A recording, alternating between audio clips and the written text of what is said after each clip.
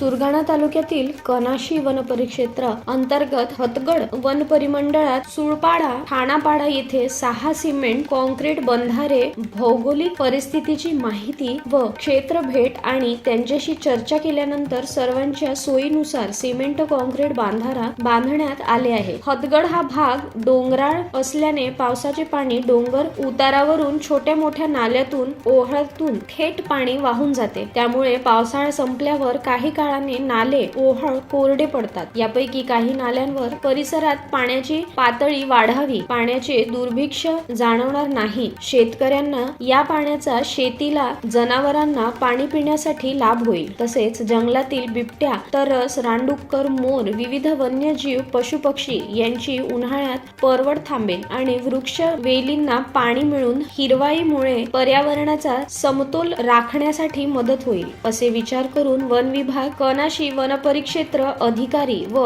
हतगड वनपरिमंडळ अधिकारी यांनी cement concrete बंधारे हतगड येथे 1, सुळपाडा येथे 2 व ठाणापाडा येथे 3 असे 6 ठिकाणी छोट्या मोठ्या नाल्यांवर ओहळात बांधण्यात आल्यामुळे हतगड परिसरातील जनावरांना, जंगलातील पशुपक्षींना पाणी उपलब्ध झाल्याने लक्ष्मण पवार, काळू गवळी, हिरामण खंबाईत, वसंत धुळे, काळू खंबाईत आदी नागरिकांनी समाधान व्यक्त केले आहे।